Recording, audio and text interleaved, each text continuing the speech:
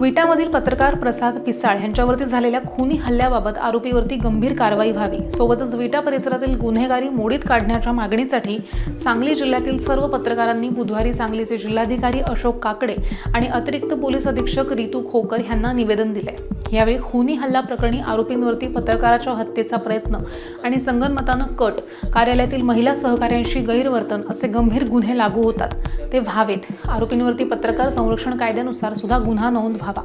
तपास उप अधीक्षक दर्जाच्या अधिकाऱ्यांकडे सोपवावा। शस्त्र, कपडे, अंगावरील जखमा, डॉक्टर अहवाल, सीसीटीव्ही फुटेज या सगळ्यांचा तपासामध्ये वैज्ञानिक पद्धतीने वापर करावा आणि पुरावे भक्कम करावेत।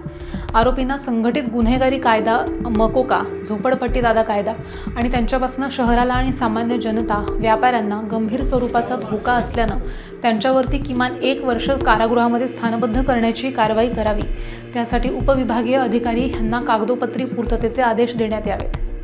विटा परिसरातील गुन्हेगारी विरोधात मोहीम हाती घेण्यात यावी, त्यासाठी जिल्ह्याचे एक पथक नेमण्यात यावं आणि लोकांच्या मनातील भीती दूर करावी। त्याबद्दल यंत्रणेनं कुणाचाही दबाव घेऊ नये। विटा पोलीस ठाण्याची प्रतिमा सातत्यानं घडणारे खून, अपहरण, मारहाणीच्या घटना, परागंदा आरोपी न सापडणे, ब्लॉक्स प्रकरण ह्यामुळे डागाळली आहे। त्याबाबतचा योग्य बंदोबस्त आपण आपल्या पातळीवरती गंभीरपणे करावा, अशा मागण्या यावेळी करण्यात आल्या आहेत।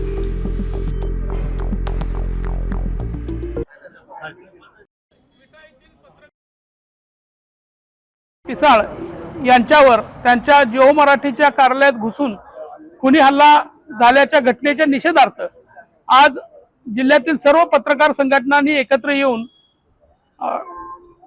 या प्रकरणी गंभीर गुन्हे दाखल करण्यासाठी जिल्हा पोलीस प्रमुख आणि जिल्हाधिकारी साहेबांची भेट घेतली।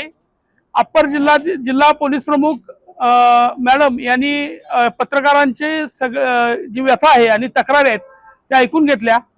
त्याचबरोबरीने जिल्हाधिकाऱ्यांना सुद्धा या घटनेचे गांभीर्य आम्ही समजावून सांगितलेलं आहे। आज त्यांचा पहिलाच दिवस होता, मात्र त्यांच्यासमोर जिल्ह्यातील हे वास्तव येणं आवश्यक होतं। त्यामुळे सर्वच पत्रकारांनी विट्यातील गंभीर परिस्थिती त्यांच्या कानावर घालण्याचे काम केलेलं आहे। आम्ही या प्रकरणामध्ये संबंधित गुन्हेगारांच्यावर खुनाच्या प्रयत्नाचा गुन्हा दाखल करण्याची आणि त्या मागचा मास्टरमाइंड शोधण्याची सुद्धा मागणी केलेली आहे। या गुन्हेगारांना स्थानबद्धतेची कारवाई किंवा मोकासारखी, झोपडपट्टी दादासारखी कारवाई करावी अशी एक मागणी आपण त्यामध्ये केलेली आहे। याशिवाय विटा शहरातील आणि विटा खानापूर तालुक्यातील ज्या गुन्हेगारी कारवाया सुरू आहेत, एखाद्या अंडरवर्ल्ड प्रमाणे हे सगळा कारभार सुरू आहे आणि तिथल्या लोकांना, तिथल्या व्यापाऱ्यांना, तिथल्या सर्व क्षेत्रातील माणसांना दबावाखाली घेणं, सावकारी, अपहरण, खुनाचा प्रयत्न, खून अशा ज्या घटना घडत आहेत, या सगळ्या मागे ज्या गुन्हेगारी कारवाई आहेत ह्या सगळ्या थांबवण्यासाठी आणि एमडी ड्रग्ज सारखं प्रकरण झालंय, तर विट्यासाठी स्वतंत्र एक टास्क फोर्स निर्माण करण्यात यावा अशी आपण मागणी केलेली आहे। जिल्हा पोलीस प्रमुखांनी ती मागणी मान्य करावी आणि कारवाई करावी अशी आपली मागणी आहे। पोलिसांची बाजू घेऊन सत्य परिस्थिती मांडणाऱ्या पत्रकारांच्यावर जर हल्ला झाला असेल तर जिल्ह्यातल्या पत्रकार कुठलाही सुरक्षित नाही, हे विट्याच्या घटनेनं दाखवून दिलेलं आहे। त्यामुळं उद्याच्याला आम्ही या संदर्भात विट्यामध्ये आंदोलनाची घोषणा केलेली आहे। विट्यातील सर्व नागरिकांनी आम्हाला पाठिंबा दर्शवलेला आहे आणि त्यानुसार उद्याच्याला 11 वाजता शिवाजी महाराजांच्या पुतळ्यापासून विट्यात मोर्चा निघणार आहे विटा पोलीस ठाण्यावर। यामध्ये जिल्ह्यातील सर्व पत्रकार सहभागी होतील आणि त्याचबरोबरीने विटा शहरातील वेगवेगळ्या क्षेत्रातील आणि वेगवेगळ्या संघटना नेत्यांना विनंती केलेली आहे, आपली भूमिका स्पष्ट करा आणि अशा गुन्हेगारांच्यावर कारवाई करा। जिल्ह्यात पत्रकारांच्यावर हल्ले होताना आम्ही कुणीही पत्रकार सहन करणार नाही। आमच्या संघटना वेगळ्या असल्या तरी पत्रकार म्हणून आम्ही एक आहोत आणि अशा प्रकरणांमध्ये पत्रकार म्हणून जी काही भूमिका घ्यावी लागेल ते आम्ही घेत राहणार आहोत आणि त्या पद्धतीनं या जिल्ह्यामध्ये इथून पुढे पत्रकारांच्यावर कुठलाही हल्ला होऊ नये आणि कुठलीही गंभीर घटना घडू नये यासाठी काळजीपूर्वक या सर्व संघटना, सर्व पत्रकार आम्ही एकत्र येऊन या विरोधात आवाज उठवू असं आम्ही आज ठरवलेलं आहे।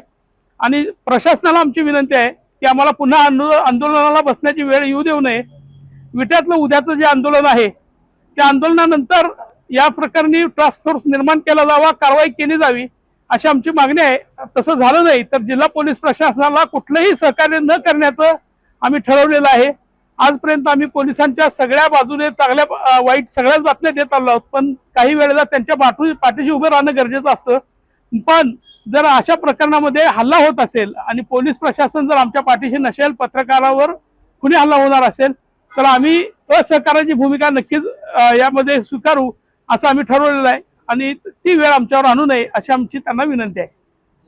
राज्यात बीड परळी जसं प्रसिद्ध झालंय तसं सांगली जिल्हा सुद्धा आता विटाच्या माध्यमातून प्रसिद्ध होत आहे. विट्यामध्ये सर्रास अवैध धंदे सुरू आहेत आणि या संदर्भात प्रसाद पिसाळ या निर्भीड पत्रकाराने बातमी लावल्यानंतर त्याच्या ऑफिसमध्ये घुसून काल रात्री हल्लेखोरांनी जीवघेणा हल्ला केलेला आहे. त्या संदर्भात आम्ही आज सांगली जिल्ह्यातील सर्व पत्रकार बांधव, जिल्हाधिकारी आणि जिल्हा पोलीस प्रमुख यांच्याकडे निवेदनाद्वारे आता मागणी केलेली आहे की या हल्लेखोरांच्यावर कठोरातली कठोर कारवाई करून त्यांना जबर अशी शिक्षा करावी, जेणेकरून पुन्हा पत्रकारांच्यावर हल्ले होणार नाहीत.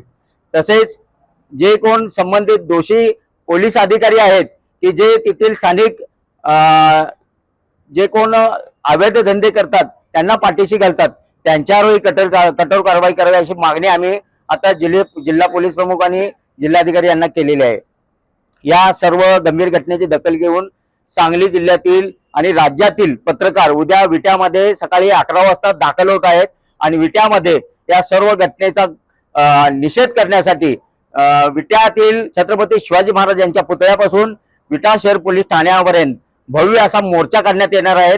विटा शहरातील आणि सांगली जिल्ह्यातील सर्व नागरिकांना मी याद्वारे विनंती करतो की आपणही पत्रकारांच्यावर जे हल्ले होत आहेत यांना विरोध करण्यासाठी आपण या मोर्चात उद्या सकाळी 11 वाजता सहभागी व्हावं. धन्यवाद.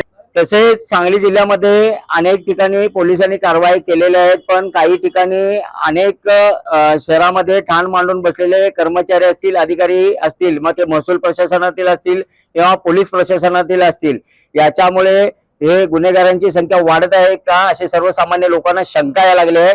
त्याचबरोबर लोकांचे ज्या काही केसेस असतात त्या सुद्धा काही ठिकाणी दखल घेतली जाते, अधिकाऱ्यांच्याकडून दखल घेतली जात नाहीये.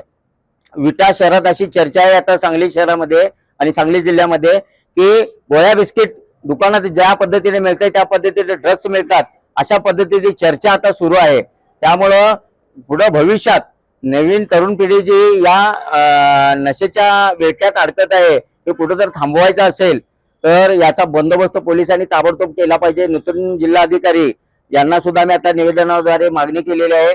त्याचबरोबर जे दोषी अधिकारी असतील विटा पोलीस ठाण्यातील त्यांच्यावर बी कारवाई करावी.